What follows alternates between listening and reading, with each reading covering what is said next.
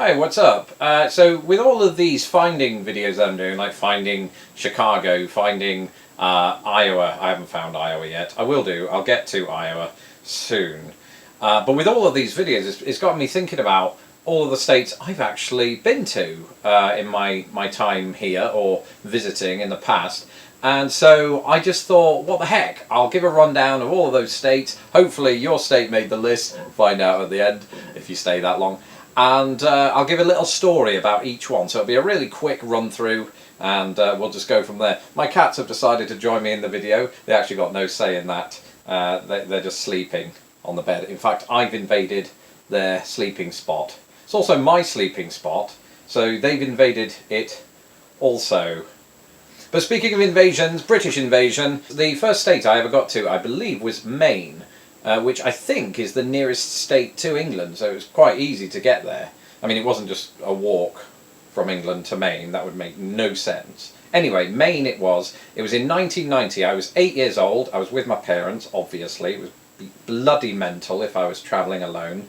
And the memory I have of that particular visit, that was the first ever time that I went through one of the metal detectors at the airport and it went off. It was either my braces, which I didn't have, actually I never had braces, so it wasn't that, or it was the secret sword that I had in my trousers. I was carrying around a genuine He-Man sword.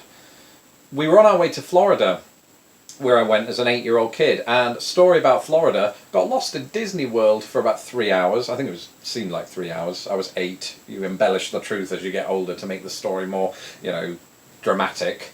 And we were on our way to the Hall of Presidents, that's me, my parents and my 2 brothers, and I suddenly got lost. I was too busy looking at Minnie Mouse. Not in that way, I was 8, for God's sake. And my parents went off, don't know where, Hall of Presidents, shake hands with a plastic President Lincoln, all the while their child is missing.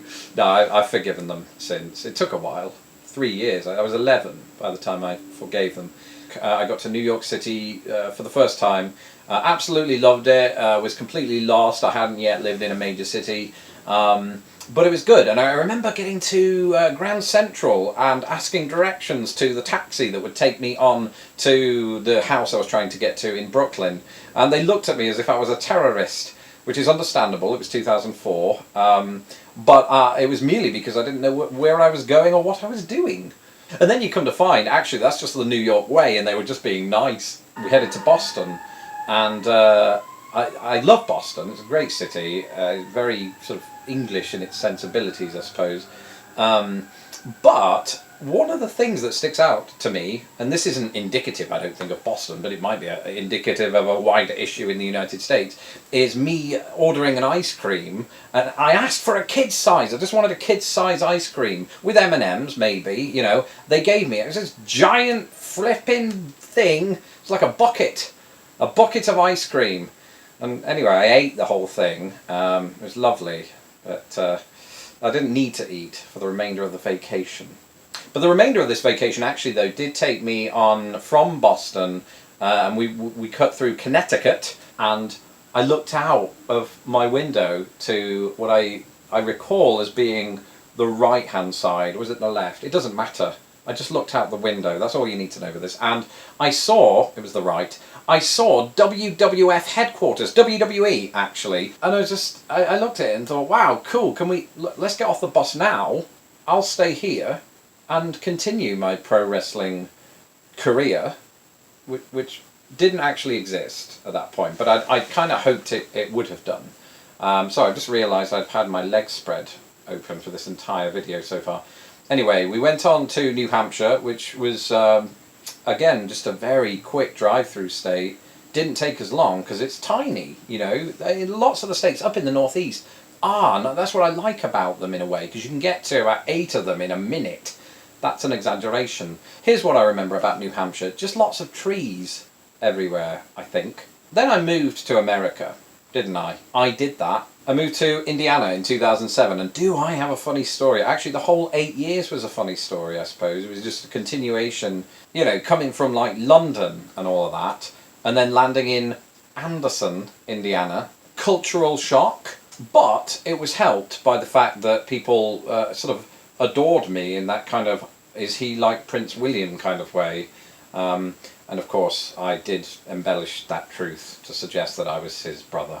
We got down to Kentucky, and a memory that stands out to me right now was we stayed in this old sort of historic house that was kept up by this sort of elderly gentleman, and he was very eccentric, but he was very, very, I don't know, just passionate about the house that he'd built, and he'd tell you about every nook and cranny of the house, not that, and he let us stay there for the night in this plush bed, and it was all perfectly nice and perfectly innocent.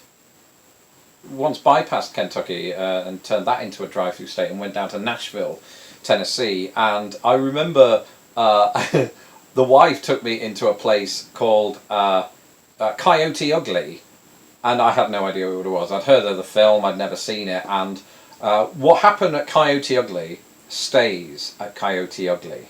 Going back up, I've been to Ohio many a time, actually. In Cincinnati, there's somewhere of great interest to me, and that is Jungle Jim's International store, because it has a flipping massive British section. You can get a lot of tea, chocolates, and all of the staples, basically. There's also the Wise Choice British Gifts and Candles, I think its name is, just north of Cincinnati. And that's owned by a lovely Welsh guy called Harry. You should stop in there sometime. You can get absolutely crazy amounts of British things there. I've been to Michigan a couple of times, actually, but the one that really stands out to me, I don't know why I did that voice, sorry about that, is when I went to see a football game, Manchester United versus Real Madrid. But the big story about that is it was the largest crowd for a soccer match outdoors in the United States in the history of football in this country. 109,000 saw that game. I've got to backtrack. I forgot about a place, right? I went to New York again in 2010 with the wife. We went to Ellis Island, and it's been determined that most of Ellis Island now actually is within the jurisdiction of New Jersey. So I count that on my list, but in all honesty, I do want to get to the genuine places in New Jersey, like Trenton and all the other cities, towns, places. Not all of them. Some of them I've been warned about.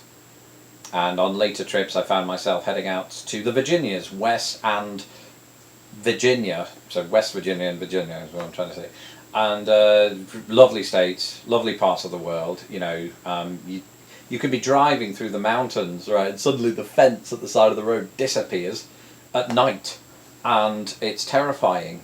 Can't see a thing. So the best thing to do is just to get drunk and keep driving. No, that's the worst thing to do. I don't drive. I actually don't have a legal permit, never have. So that would be all round the worst thing to do. I am not advocating drunk driving. I just did. I recognise that. It was in jest. But I wish I was drunk. I was a passenger. I probably could have been, so long as I drank before. No open containers in your car. That's against the law. But if you drink at the house before, lots of drink, and then you head off into the hills of West Virginia, it's a lot more pleasant an experience, I bet, maybe, probably. I've been to Missouri, and for the longest time, I'd only been to St. Louis, Missouri. I've been there 4 times, I think, seen the arch, done all that, looks cool, it's got a transit system and all of this. We also, though, went down to a place, and gosh damn it, I can't remember the name of that place, but it had a very English street to it. In fact, you get there's an English shop there as well as a pub and lots of flags. And my gosh, this is a pointless anecdote because you don't know the name of it. Nor do I. We'll look it up. I'll put it in the comments afterward. So we're getting into sort of dodgy territory now, and I don't mean in terms of the state being dodgy, infested with crime and all that. I just mean in terms of the way I characterise a visit. Okay, does going to the airport count? Because if it does, I am definitely at 19 states, because I've been to Philadelphia Airport. So Pennsylvania's done. And here's something I will say though, and I do count them because I'm on their soil using their amenities, if that's what you want to call them. I do want to see the rest of the state. Don't get me wrong, but flying into Philadelphia, you fly just past the skyscrapers, kind of. I mean, a little too close for comfort. But that's what I remember most about it. It looked like a great city. I definitely want to start walking around there, or at least have somebody pull me around on a sled. That'd be weird. There's no snow. I mean, I'm sure there is, but it's It's not known for sledding. Or is it? Again, correct me if I'm wrong, Your Honour. Honour with a U. Oh, and I did this again. I did the same thing in Minneapolis, St. Paul, or is it just Minneapolis? I don't remember. The Twin Cities, and I flew into an airport, and I could see, I think, coming in, both cities, and I was really confused. But then I found out that St. Paul and Minneapolis are pretty major cities in Minnesota. And there's that voice again, sorry about that. But I definitely want to go back, and I want to start listening to the way people speak in Minnesota, because I think it's one of the most beautiful sounds on the planet. And I'm not even patronising, I'm being deadly serious. The furthest west I've ever been is Colorado, weirdly enough. I went there on a business trip twice back in the day, but here's the funny story. From England, yeah, lived in London for a long time. I went to a place called Westminster. It was in and around the Denver area, but I don't really remember too much geographically about that. I just hopped onto a bus having got out of Denver Airport, and we just headed up to Westminster. It's nothing like the actual Westminster. I do remember crossing a bridge there to find a Western Union to wire some money to my wife. I'm not going to go into why that happened, it just did. That's all you need to know. Colorado, yeah, definitely want to get back there at some point. Check out actual Denver, Boulder, and then just go hiking in the Rockies. I'm terrified of heights. It might not work out that well. Plus I have bad knees.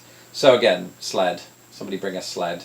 That'd be for the way down, I suppose. Sounds dangerous. Finally, Illinois. Here I am in the big old Chicago. It's obviously the most populated area of Illinois. I have been to other places like Springfield, and I've just cut through the state on the way to St. Louis. But Chicago, it was always somewhere I wanted to end up, or at least visit multiple times, because I was obsessed with tall skyscrapers as a kid, and that just never went away.